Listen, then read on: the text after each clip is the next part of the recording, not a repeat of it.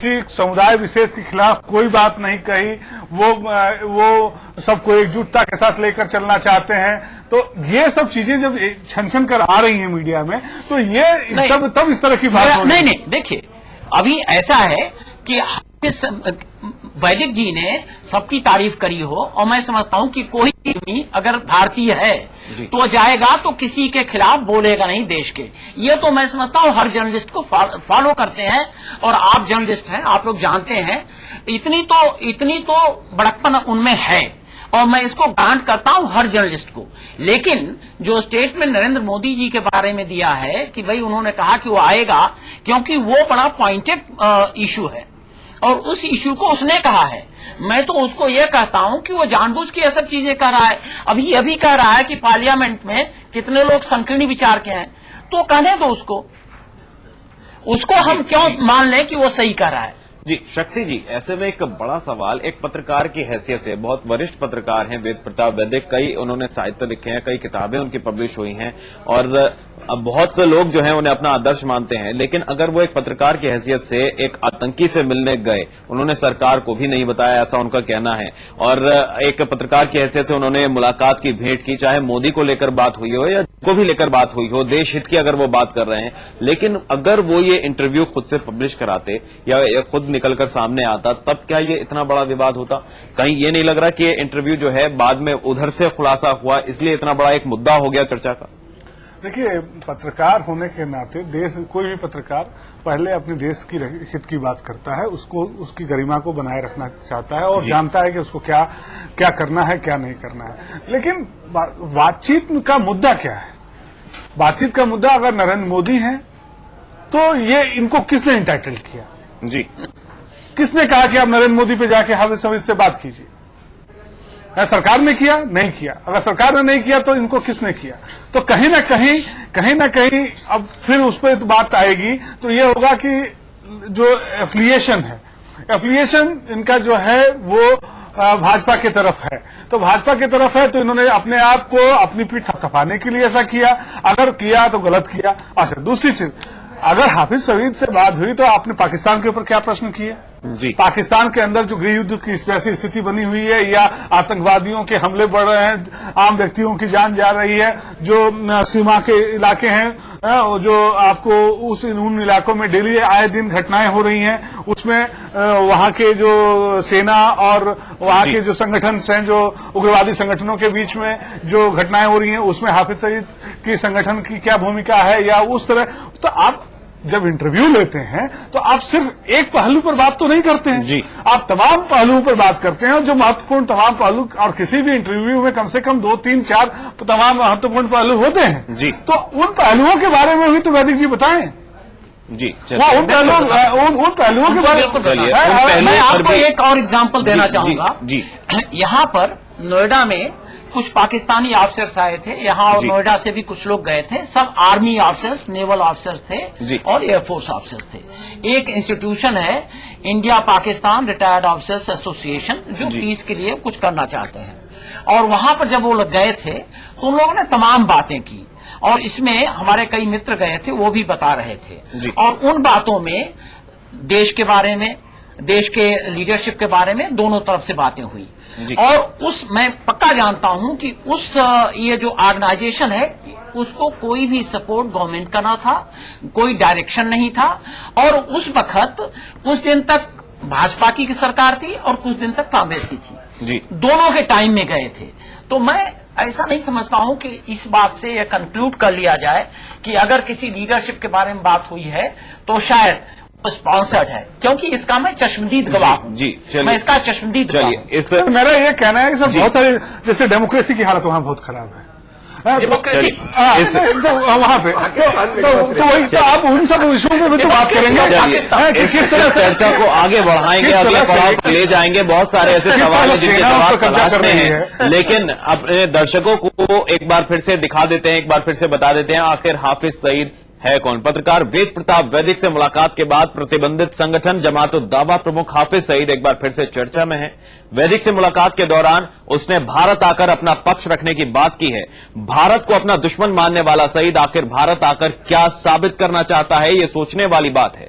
लेकिन उससे पहले हमें यह जानना पड़ेगा कि सईद की दुनिया में कैसी छवि है। अमेरिका ने आतंकी हमले के सरगना हाफिज सईद पर $1 करोड़ के इनाम की घोषणा की है। देखिए ये रिपोर्ट।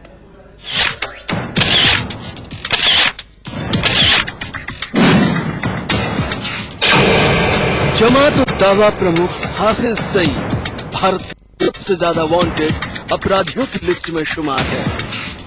पंजाब प्रांत के सरगोधा में 6 मई 1950 को जन्म लेने वाला सईद 26-11 धमाकों का मुख्य सूत्रधार है। उन धमाकों में करीब 166 लोग मारे गए थे। हमले के बाद भारत ने पाकिस्तान से सईद को सौंपने को कहा। अमेरिकी सरकार ने सईद पर करीब 60 करोड़ रुपए का इनाम घोषित किया हुआ है।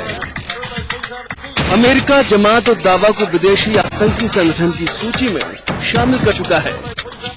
संयुक्त राष्ट्र सुरक्षा परिषद ने मुंबई आतंकी हमलों के तुरंत बाद दिसंबर 2008 में जमात-उद-दावा को आतंकवादी संगठन घोषित किया था। मुंबई हमलों के बाद अंतर्राष्ट्रीय दबाव को देखते हुए 6 महीने से कम समय तक सईद को नजरबंद रखा गया। लाहौर हाईकोर्ट के आदेश के बाद उसे 2009 में रिहा किया गया। हाफिज सईद ने अफगानिस्तान में जिहाद का प्रचार करने और लोगों को प्रोत्साहित करने के लिए 1985 में जमात-उद-दावा बल इरशाद की स्थापना की। इसके बाद लश्कर-ए-तैयबा उसकी शाखा बनी। भारत सरकार 2003, 2005 और 2008 में हुए आतंकवादी हमलों के लिए लश्कर-ए-तैयबा को जिम्मेदार मानती है। भारतीय संसद पर हमले की कड़ी भी इसी गुट से जुड़ती है। 11 सितंबर 2001 में अमेरिका पर हुए हमले के बाद लश्कर-ए-तैयबा पर दुनिया की नजरें टिकी, जिसके बाद साल 2002 में पाकिस्तान की सरकार ने लश्कर-ए-तैयबा पर प्रतिबंध लगा दिया। इसके बाद हाफिज सईद ने लश्कर-ए-तैयबा का नया नाम जमात-उद-दावा रखा। हालांकि हाफिज सईद इस बात से इनकार करता है कि जमात-उद-दावा का लश्कर-ए-तैयबा से कोई संबंध है। साल 2005 में पाकिस्तान प्रशासित कश्मीर में आए भयंकर भूकंप में जमात-उद-दावा ने पीड़ितों के लिए काफी काम किया और उसी कारण वह सेना के और करीब आ गया। हाफिज सईद एक बार फिर उस समय खबरों में आया जब नवंबर 2008 में भारतीय शहर मुंबई पर हमले हुए और हमलों के लिए उसे दोषी ठहराया गया। भारी अंतर्राष्ट्रीय दबाव के बाद पाकिस्तान की सरकार ने 11 दिसंबर 2008 को हाफिज सईद को गिरफ्तार कर लिया। हाफिज सईद दुनिया की नजरों में आतंकी है, लेकिन पाकिस्तान में वो खुलेआम घूमता फिरता नजर आता है। Bureau report, journalist in action. तो हाफिज सईद क्या है, कितना बड़ा आतंकी है, ये इस रिपोर्ट से हमें साफ हो गया। इस चर्चा को आगे बढ़ा लेते हैं क्योंकि वेद प्रताप वैदिक अभी मुलाकात करके आए और इसके खुलासे के बाद जो है लगातार हंगामा सा मचा हुआ है। राजनीतिक गलियारों में भी जो है इस बात को लेकर बहुत ज्यादा चर्चा हो रही है और इसी मुद्दे पर अब चर्चा को आगे बढ़ा लेते हैं। शक्ति जी, अगर ये मुलाकात अगर जर्नलिस्ट की हैसियत से नहीं, एक आम आदमी की हैसियत से थी, अगर वो खुद के लिए भी ये मुलाकात करने गए और उन्होंने इसको देश हित के बारे में बताया, लेकिन क्या लगता है फिर उन्हें टीवी डिबेट्स पर जो है इसको लेकर क्या एक सवाल नहीं खड़ा होता कि क्या खुद को खबरों में बनाने के लिए, खुद चर्चा में आने के लिए जो है ये एक इंटरव्यू किया गया था? देखिए, देश हित में है या नहीं है वो तय करने वाले नहीं है, उसके लिए सरकार है। सरकार तय करेगी क्या उसके देश हित में है या देश के विरुद्ध है। लेकिन वो व्यक्तिगत हैसियत से, पत्रकार की हैसियत से गए, पत्रकार की हैसियत से गए तो उनको पब्लिक डोमेन में उन इस इंटरव्यू को डालना चाहिए था। व्यक्तिगत हैसियत से गए तो इस पर कोई चर्चा ही नहीं बनती है, कोई किसी से मिले। हाँ, लेकिन अगर वो देश के लिए आतंकवादी है, देश के लिए, देश के खिलाफ अगर वो गतिविधियों में लिप्त है और वो नंबर 1 दुश्मन है देश का, तो वैसे व्यक्ति से अगर आप मिलने जाते हैं तो आप, सरकार का पूरा अधिकार बनता है कि सरकार आपसे ये पूछे कि आप किस मकसद से उस व्यक्ति से मिलने गए थे और इस मुलाकात का क्या मकसद था। तो कहीं ना कहीं सरकार सिर्फ अपना वक्तव्य देकर, मान लीजिए मैं भाई साहब की बात पर प्रवीण कुमार जी की, कपूर जी की बात मान भी लूं कि आज राज्यसभा में या लोकसभा में कहीं अपने अरुण जेटली जी ने बयान दे दिया है कि हमारा कोई लेना देना नहीं है इस मुलाकात से, लेकिन अगर आप एक इंडिविजुअल कैपेसिटी में एक ऐसे दर्दनाक खूंखार व्यक्ति से मिलते हैं जो आपके खिलाफ तमाम मॉड्यूल्स को चलाता है, आपके देश को अस्थिर करने का प्रयास करता है, तो उसमें सरकार क्यों नहीं पूछेगी? सरकार को पूछना चाहिए कि आपकी हैसियत से और आपके मिलने का मकसद क्या था, ये जनता को बताएं, देश को बताएं। जी प्रवीण जी, जानना चाहेंगे क्या सरकार इस मामले में हस्तक्षेप करेगी? क्या वेद प्रताप वैदिक से पूछेगी कि आखिर इस मुलाकात के मकसद या मायने क्या थे, कैसे ये मुलाकात देश हित में है? देखिए, सरकार क्या करेगी ये जरूर सामने आएगा अगले 2-4 रोज में इस मसले में जी। मगर अब मैं शक्ति जी से यहां एक प्रश्न करना चाहता हूं। प्रभाकरन का इंटरव्यू करने वाले जो जर्नलिस्ट थे, मैं नाम नहीं ले सकता, एक टीवी चैनल में बैठ के दूसरे टीवी चैनल की एक बहुत बड़ी वरिष्ठ महिला पत्रकार हैं, वो समय समय पर इसी तरीके के बहुत सारे प्रपंच रचती रही हैं। क्या देखिए, मैं आपकी इस बात से तो सहमत हो सकता हूं कि वेद प्रताप वैदिक जी ने अपने को प्रासंगिक बनाने के लिए इस देश में ऐसा कुछ किया होगा। हो सकता है कि उनके मन में एक अरमान पल रहा हो, बहुत सारे लोगों के पत्रकारों के मन में पलता है कि आगे चल के मैं इन चीजों में इंटरलोकेटर बनूंगा। हो सकता है बहुत सारी चीजें उनके मन में रही हों, मगर मेरा ख्याल में भारत का हर नागरिक जानता है कि नरेंद्र मोदी इतना कमजोर नहीं कि उसे किसी वेद प्रताप वैदिक को अपना एजेंट बना के भेजने की कभी जरूरत पड़े। और ये प्रतिनिधिमंडल, एक प्रश्न इस देश के सामने है कि ये प्रतिनिधिमंडल में जितने भी राजनीतिक लोग गए थे, और तय है कि उन राजनीतिक लोगों को ये मालूम जरूर पड़ा होगा कि वेद प्रताप वैदिक जी का कोई ना कोई और एजेंडा भी चल रहा है, वो सब कांग्रेस के थे। क्या कांग्रेस को इसके प्रति, देश के प्रति जवाबदेही नहीं है कि वो अपने साथ अपने प्रतिनिधिमंडल में बाबा रामदेव से और भाजपा से जुड़े हुए इस पत्रकार को क्यों लेके गए? अगर आप ये कहते हैं कि वेद प्रताप वैदिक की एफिलिएशन बीजेपी से जुड़ी हुई है, तो प्रतिनिधिमंडल तो कांग्रेसी नेता ले गए थे, वो क्यों ले गए अपने साथ बीजेपी के किसी आदमी को? क्यों ले गए? देश को जवाब दे दे। जवाब है ही नहीं। एक पत्रकार हमेशा स्वतंत्र है, हम ये मानते हैं भारतीय जनता पार्टी में, मगर निश्चित तौर पे साथ में ये बहुत चिंता का विषय है कि आखिर क्यों नहीं वेद प्रताप वैदिक जी स्वयं आगे आकर के देश को ये बता देते कि वहां मेरी हाफिज सईद नामक खुकार आतंकवादी से ये और ये बात हुई। क्यों उसको बोलने का मौका दे रहे हैं? वेद प्रताप वैदिक जी बहुत सीजन्ड है, इस देश के हर टीवी चैनल पे रोज रात को दिखाई देते रहे हैं। मैंने मिश्रा जी के साथ भी कई बार देखा है, स्वयं मेरे साथ भी वो कई चैनल्स में कई बार रहे हैं। क्यों नहीं वो बोलते देश के आगे के क्या सच है? और वो देश के हित में ठीक नहीं कर रहे, बोलना चाहिए उन्हें। जी, यहां तक कि हाफिज सईद ने भी पब्लिक डोमेन में जो आकर एक ट्विटर पर अपने बयान दिए और आग में घी डालने का काम किया। लेकिन कुणाल जी, अब यहां पर सवाल कांग्रेस पर भी खड़ा हो रहा है कि आखिर क्यों? अब आपके पास कोई जवाब है?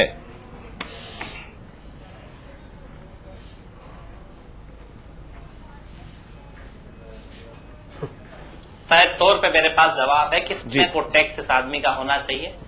कोई भी अरे नार्को टैक्स तो फिर सलमान खुर्शीद और मणिशंकर अय्यर का करवाओ ना। खेलने का अरे कुणाल भैया, नार्को टैक्स तो अगर ये बात मणिशंकर अय्यर, आप चुप रहिए, सुनिए। अरे आप चुप रहिए, आपको कुछ नहीं मालूम। लेके कौन गया था? मणिशंकर अय्यर और सलमान अरे तो पहले उनका होना चाहिए कि किसने इसको भेजा था, किसका दूध बन के गया था? ये भारतीय जनता पार्टी और नरेंद्र मोदी जी के अगर वो बन के गए थे दूध और उनकी बात करने गए थे तो मणिशंकर अय्यर गए थे क्या? मणिशंकर अय्यर और सलमान खुर्शीद भारत के दूध बन के गए थे क्या? और उसकी बड़ाई करने गए चौधरी, ये तो बताओ मणिशंकर अय्यर और तो कहीं ना कहीं ये संदेह में घेरे जाते भारत के दूध बन के गए थे। जिस कैपेसिटी में मणिशंकर अय्यर गया था, इसी कैपेसिटी में बात करती है, कभी पाकिस्तान के ऊपर बात करती है, कभी आतंकवाद की बात करती है, पर सबसे ज्यादा आतंकवादियों को बढ़ाने का काम ये लोग करते हैं। और इस देश की जनता ये देख रही है, देश जानता है कि जो आप सारा देश जानता है हिंदुस्तान के पहले आतंकवादी भिंडरावाल को भी आपने बढ़ाया था। तो कहीं ना कहीं ये सारा देश जानता है कि अगर आतंकवादी हफीज सईद जो मुंबई हमलों का गुनहगार है, जो हिंदुस्तान में कई हम लोग आतंकवादी गतिविधियों में है, और जिसके ऊपर अमेरिका ने $1 करोड़ से ज्यादा का इनाम रख रखा है, अगर उससे मिलने कोई आदमी जाता है तो सबसे पहले उसको जेल में बंद करना चाहिए, उसके खिलाफ सजा होना चाहिए, और ये बताना पड़ेगा प्रधानमंत्री जी को कि ये उनके दूत बन के गए थे कि नहीं गए थे, और नहीं गए थे तो कार्रवाई से क्यों बचा जा रहा है। अगर सरकार ने नहीं भेजा तो कार्रवाई होना चाहिए। कोई आदमी भारत की अस्मिता के साथ नहीं बताओ, जो अफजल गुरु को अफजल गुरु जी कहते हैं, उनका क्या करना है? दिग्विजय आप पहले इसकी बात करिए, इधर उधर मत करिए, ये कांडा छोड़ के आते हैं और उसके बाद बात करते हो, हमला करते हो, फांसी देने में करते हो, उसके बाद बात करते हो, पहले दिन सरकार जाके पाकिस्तान को बुलाते हो और उसके बाद करते हो। अरे देश की अस्मिता के साथ मत खेलो, नहीं तो कि ये देश आपको छोड़ेगा नहीं। ये एक बार 213 सीटें आ गई तो इतने मत उसको, इस देश की एक बार 44 तो ही अब तो शर्म कर लो। जी को बताना पड़ेगा कि ये उनके दूध बन के गए थे। मध्य प्रदेश में 0 है, 0। ये प्रधानमंत्री जी कुणाल चौधरी मध्य प्रदेश में नगर निगम का चुनाव नहीं जीत सकती आज कांग्रेस। इतनी बुरी हालत में, पहले उसके लिए कुछ कीजिए। हम इस मुद्दे से ना भटके, हम जिस मुद्दे को लेकर ये चर्चा कर रहे थे उसी मुद्दे पर जो है बने रहें, इस मुद्दे को जो है आगे बढ़ाएं कि आखिर मकसद क्या था, कि अगर इस हद तक ये डिबेट आ सकती है। क्या लगता है ये जो विवाद है लगातार बढ़ रहा है, क्यों नहीं खुद वेद प्रताप वैदिक जी जो है आकर इस पर स्पष्टीकरण दे देते कि आखिर इस मुलाकात के क्या मायने थे, जो इंटरव्यू करने गए थे वो इंटरव्यू क्या था, उसको क्या अब ये वक्त नहीं आ गया है, क्योंकि जिस तरीके से आरोप लग रहे हैं पर मुद्दा जो है राजनीतिक बन गया है। शक्ति जी आपसे जानना चाहेंगे, क्या अब ये वक्त नहीं आ गया है कि इस पर स्पष्टीकरण पूरी तरीके से जो है विराम लगाने के लिए देना पड़ेगा यहाँ पर वेद प्रताप वैदिक को, या सरकार को इसमें इंटरवीन करना चाहिए, सरकार को पूछना चाहिए कि आपका मकसद क्या था, आपको किसने भेजा था, अगर आप पत्रकार की हैसियत से गए थे तो आप ये इंटरव्यू पब्लिश क्यों नहीं हुआ? देखिए, निश्चित तौर पे वेद प्रकाश वैदिक जी को आकर पूरी बात देश के सामने रखनी चाहिए।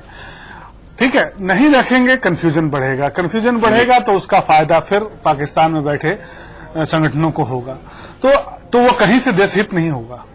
समझ रहे हैं ना, देश हित वो कहीं से नहीं होगा। इसलिए देश हित की अगर बात आप सोचते हैं वैदिक साहब, तो वैदिक साहब को एक पत्रकार की पूरी जिम्मेवारी को निर्वहन करते हुए पूरा का पूरा टेक्स्ट, जो पूरी की पूरी बातचीत है, अगर उन्होंने रिकॉर्ड की है तो भी उसको पब्लिक डोमेन में और सरकार के सामने रखना चाहिए।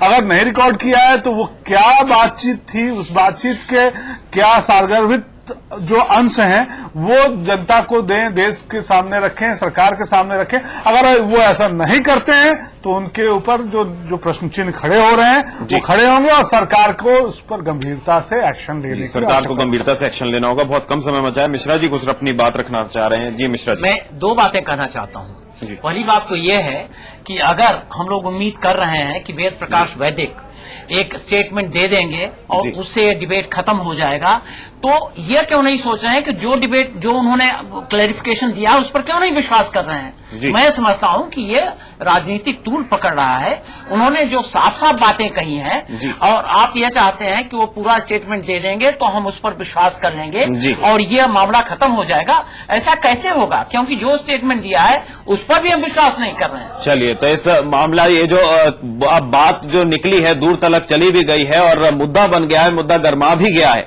उस पर स्पष्टीकरण भी आ गए हैं। अब देखना होगा कि इस पर आगे क्या होता है। बहरहाल आज की इस खास चर्चा में बस इतना ही। सभी मेहमानों का बहुत बहुत शुक्रिया इस चर्चा में हिस्सा लेने के लिए। कल फिर होंगे हाजिर एक नए मुद्दे के साथ। तब तक के लिए लवी गुंबर को दीजिए इजाजत। खबरों की रफ्तार जारी है, देखते रहिए जिया न्यूज। नमस्कार।